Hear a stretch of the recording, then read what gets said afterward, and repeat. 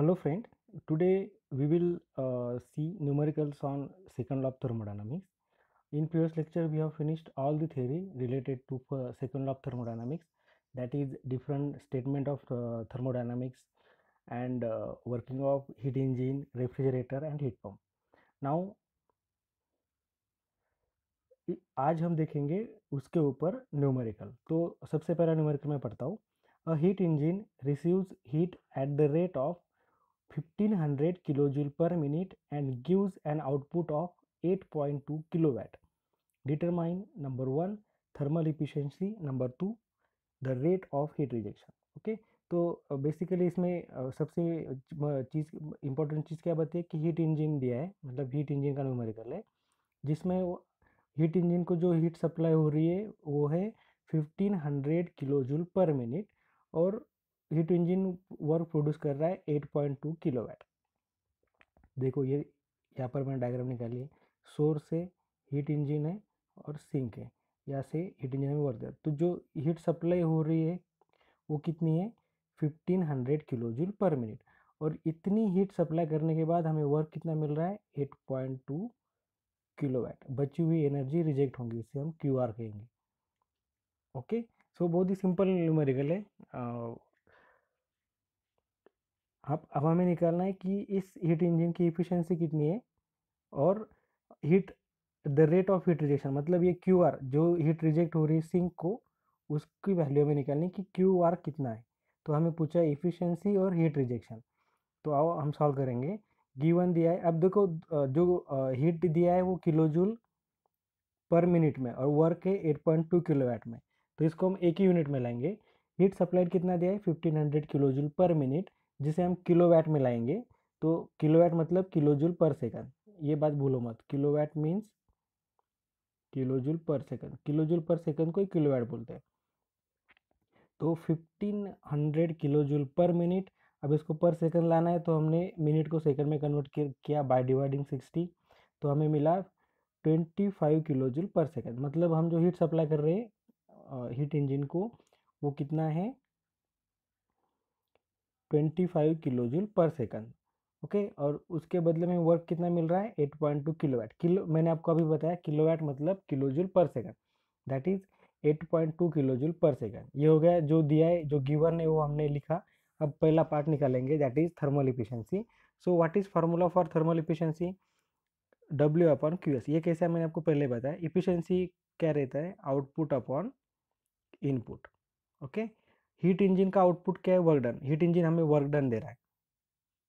Okay, और heat engine को हम क्या दे रहे हैं? Heat supplied. मतलब जब तक हम जितनी हीट हम सप्लाई करेंगे उसमें से हमें वर्क डन मिलेगा। तो हमारा इनपुट हुआ हीट सप्लाइड और आउटपुट हुआ वर्क डन। ओके, तो इफिशियंसी का फार्मूला क्या हुआ? Thermal efficiency of heat engine W upon QS. W means work developed by heat engine, QS means heat supplied to heat engine। उसमें हमने value put किए। देखो इसमें हमने W की वैल्यू पुट की 8.2 और हीट सप्लाई की वैल्यू पुट की 25। हमें मिला एफिशिएंसी 0.328। अगर इसको हम 100 से मल्टीप्लाई करें तो हमें वो परसेंटेज में मिलेगा। ओके, तो परसेंटेज में कितना हुआ 32.8। 0.328 और 32.8 परसेंटेज दोनों एक ही है। ओके, तो इसमें इफिशियंसी कितनी हुई इस हीट इंजन की? 32.8%। तो क्या आगे निकाल, सेकंड पार्ट पूछा है हमें the rate of heat rejection, वो मतलब क्यू आर हमें निकालना है। तो यहाँ पर देखो ये अपना heat engine W Q S, यहाँ पर क्यू आर। तो हम क्यू एस को लिख सकते हैं W plus Q R. Okay, जो जितनी भी हीट हम सप्लाई करेंगे उसमें से कुछ पार्ट वर्क में कन्वर्ट होगा और बचा हुआ पार्ट रिजेक्ट होगा। मतलब क्यू एस को हम बोल सकते हैं W plus Q are.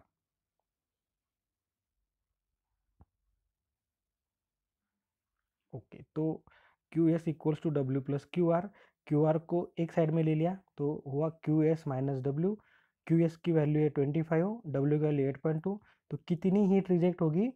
16.8 kilo joule पर सेकंड। ओके, बहुत ही सिंपल न्यूमेरिकल था। इसमें हमें वर्क और क्यू आर मतलब हीट रिजेक्शन निकालना था।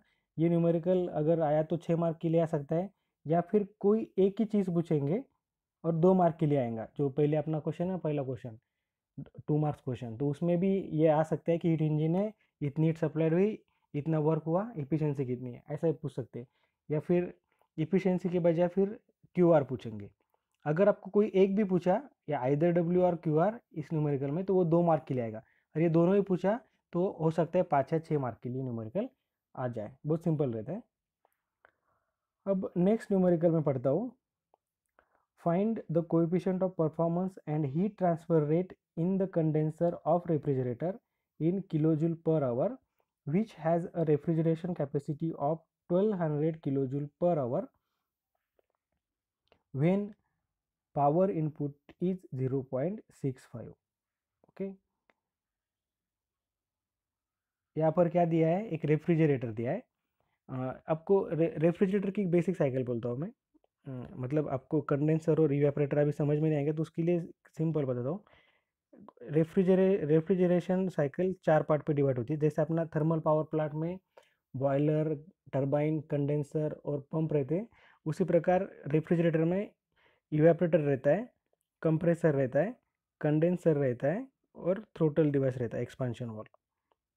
ओके, ये क्या है, ये कंप्रेसर है, ये ऊपर का जो सी लिखा है वो कंडेंसर है, और ये एक्सपांशन डिवाइस है। तो क्या होता है, जो रेफ्रिजरेटर रहता है वो ये जो इवेपोरेटर रहता है उसकी हीट एब्जॉर्ब कर, जो भी इवेपोरेटर में रखा है उसकी हीट वो ले लेगा और कंप्रेसर में जाएगा। वहाँ पर कंप्रेस होने के बाद वो कंडेंसर में जाएगा। तो कंडेंसर में वो अपनी हीट एटमॉस्फेयर को रिजेक्ट कर देता है, बराबर। मतलब रेफ्रिजरेंट इवेपोरेटर से हीट ले रहा है, इवेपोरेटर से हीट ले रहा है और वही हीट एटमॉस्फेयर को दे रहा है। तो इस केस में कंडेंसर क्या हुआ, सोर्स, और इवेपोरेटर क्या हुआ, सिंक। मतलब लो टेम्परेचर बॉडी से हीट निकलकर हाई टेम्परेचर बॉडी तो सप्लाई की जाती है। ओके, तो इस केस में हमें क्या दिया है कि जो हमें निकालना है COP of this refrigerant, COP of this refrigerant and heat transfer rate in condenser. मतलब कंडेंसर को जो हम ये QS भेज रहे हैं वो QS हमें निकालना है। मतलब कंडेंसर को हम जितनी भी हीट भेज रहे हैं उसकी वैल्यू हमें निकालना है। और दिया क्या है, in which refrigeration capacity 12,000 kg per hour. Refrigerator capacity मतलब ये QR, this QR is also called refrigeration capacity. मतलब ये 12,000 किलो जूल पर हीट इस इवेपोरेटर से निकाल रहे, और कंडेंसर को देने के लिए हमें वर्क चाहिए। तो वर्क प्लस QR, ये QS कंडेंसर को सप्लाई होगा। समझ में आ गया? फिर से बताता हूँ। ये सोर्स है, ये रेफ्रिजरेटर, ये सिंक, ये W। तो ये रेफ्रिजरेटर क्या करेगा, जो लो टेम्परेचर बॉडी मतलब जो इवेपोरेटर है उससे हीट निकालेगा, that is QR। This QR is also called refrigeration capacity. Okay, इस QR को हमने निकाला, W की मदद से हमने इसे रिजेक्ट कर दिया हाई टेम्परेचर बॉडी को। तो ये QR कितना दिया है, 12,000 किलो जूल पर आवर। और हमें क्या निकालना है, QS, वो भी किलो जूल पर आवर में। और इसके लिए वर्क कितना लगा, 0.75 किलोवाट, यहाँ पर दिया है।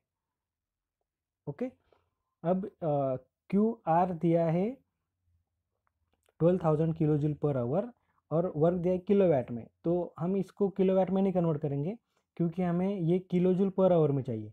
तो हम इस किलोवाट को ही किलो जूल पर आवर में कन्वर्ट करेंगे। सो 0.75 किलोवाट मतलब किलो जूल पर सेकंड।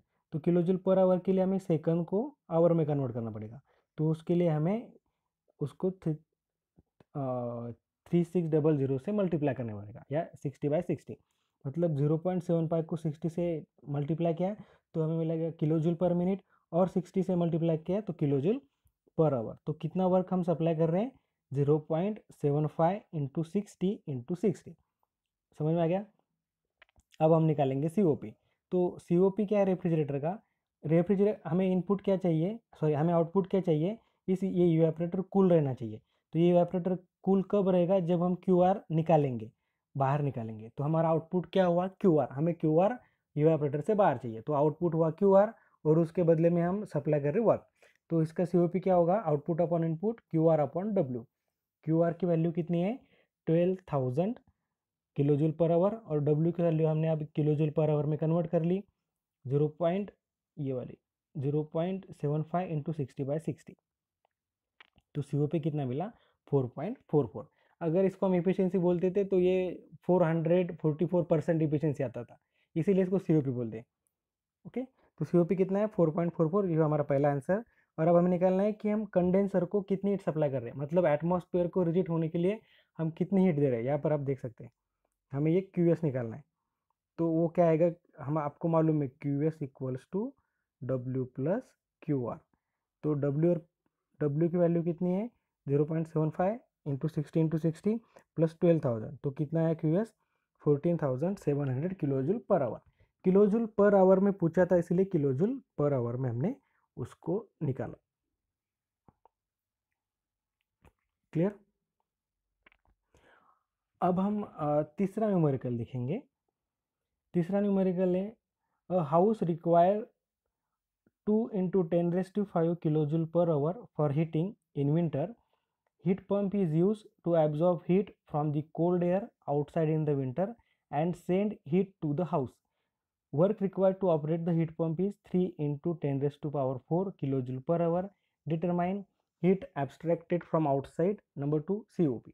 अब इसमें आपको हीट पंप दिया है, मतलब आपका एक घर है विंटर में, या आपका हाउस है, और बाहर का जो एटमॉस्फेयर है वो बहुत कूल है, मतलब उसका टेम्परेचर आप कंसिडर करो 3 या 4 या 2 या 0 डिग्री है। ये तो आपको क्या करना है, इस हाउस को कूल रखना है। तो आप क्या कर रहे हैं, इस कोल्ड एटमॉस्फेयर से हीट हाउस की तरफ भेज रहे हैं, मतलब कोल्ड बॉडी से हीट हॉट बॉडी को भेज रहे हैं, और इस हाउस को आप हॉट मेंटेन कर रहे हैं। समझ में आ गया। उसको अगर दूसरे इसमें लिखा तो ये हो गया, ये हो गया हॉट बॉडी, इसे हम हाउस बोलेंगे। और ये होगा सिंक कोल्ड बॉडी, इसे हम आउटसाइड का एटमॉस्फेयर बोलेंगे। ओके, तो इसके लिए हम हीट पंप लगाया, यहाँ पर हमने वर्क सप्लाई किया। तो वह ये हीट पंप क्या करेगा, इस आउटसाइड से हीट निकालेगा QR, और हाउस को भेजेगा QS। अब हमारा इन आउटपुट क्या है यहाँ पर QS, हमें ये QS चाहिए ताकि हम इस हाउस को हॉट मेंटेन कर सके। ओके, तो उसके लिए हमें W लगता है, क्योंकि नेचुरली तो कोल्ड बॉडी से हॉट बॉडी तक हीट ट्रांसफ़र नहीं होती है, तो इसके लिए हमें W लगेगा। तो हमारी इनपुट क्या हुआ W, और हमारा आउटपुट क्या हुआ हीट सप्लाई, क्योंकि हमें इस हाउस को हॉट मेंटेन करना है। यही डिफरेंस है हीट पंप में और रेफ्रिजरेटर में। आप ध्यान में रखो, कंफ्यूज नहीं होना है। हीट पंप क्या करता है, बॉडी को हॉट मेंटेन करता है, और रेफ्रिजरेटर क्या करता है, बॉडी को कोल्ड मेंटेन करता है। इसीलिए रेफ्रिजरेटर में QR इंपॉर्टेंट होता है और हीट पंप में QS इंपॉर्टेंट होता है। जो भी हीट हम उसको सप्लाई करने वाले हैं ताकि वो हॉट रहे, उसे कहते हैं QS, और वो हमारा डिज़ायरेबल है, यह हमारा आउटपुट है। तो इसका COP हम निकालेंगे। पहले जो दिया है वो देखेंगे, कितनी हीट सप्लाई कर रहे हैं हाउस को हॉट मेंटेन करने के लिए 2 into 10⁵ kilo joule per our, और कितना वर्क सप्लाई कर रहे हैं 3 into 10⁴ kilo joule per our. Okay, तो पहला हम निकालेंगे कि हीट एब्जॉर्ब और एब्स्ट्रैक्टेड फ्रॉम आउटसाइड, आउटसाइड से कितनी हीट हमने एब्जॉर्ब की। ये जो आउटसाइड है, इससे हमने कितना QR बाहर निकाला, ये हमें निकालना है। ओके, हमें QS मालूम है, हमें W मालूम है। ओके, हम क्या लिख सकते हैं, QS equals to W plus QR। अब हम आराम से QR निकाल सकते हैं, क्योंकि ये दोनों भी हमें मालूम है, दिए हुए, it is given. So QS equals to W plus QR। So QR equals to QS minus W। So वो आएगा Q की वैल्यू 2 into 10⁵ minus 3 into 10⁴। So QR आएगा 170,000 kilo joule per hour. Clear, इतनी हीट वो एटमॉस्फेयर से ले रहा है ताकि वो हाउस को हॉट मेंटेन रख सके। और अब लास्ट में निकालना है हमें COP। तो COP का फॉर्मूला क्या है, आउटपुट अपॉन इनपुट। इस केस में हमारा आउटपुट क्या है QS, जो हम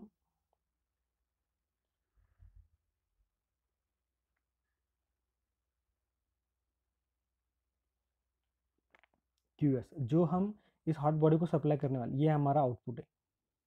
ओके, और इनपुट क्या दे रहे हैं हम, W। तो COP का फार्मूला क्या होगा, QS अपॉन W। QS की वैल्यू 2 इंटू 10⁵, वर्क डन की वैल्यू 3 इंटू 10⁴, तो ये आ गया 6.66। मतलब इस COP की वैल्यू COP की वैल्यू क्या आएगी इस हीट पंप की, 6.6। क्लियर। तो आज जो हमने न्यूमेरिकल देखे वो 2 मार्क के लिए भी आ सकते हैं या 6 मार्क के लिए भी आ सकते हैं। एक शॉर्ट स्टेटमेंट रहेगा कि ये हीट पंप है, इतना QS है, इतना वर्क डन है, QR निकालो, या फिर इतना QS है, इतना वर्क डन है, COP निकालो। कोई एक निकालना बोलेंगे तो 2 मार्क के लिए आएगा। या एक रेफ्रिजरेटर है, इतना रेफ्रिजरेटर कैपेसिटी है, इतना वर्क डन है, COP निकालो। या फिर कितना हीट एब्जॉर्ब कर रहा है, रिजेक्ट कर रहा है, वो निकालो। कोई भी एक पूछा तो मतलब ये जो दो दो दिया है,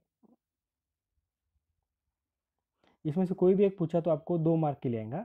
अगर दोनों पूछते हैं तो हो सकता है कि 6 मार्क के लिए भी आ जाए। बहुत सिंपल था समझने के लिए। अब इसके ऊपर का आगे हम कैरनॉट साइकिल देखेंगे और उसके ऊपर भी एक इम्पॉर्टेंट न्यूमेरिकल है।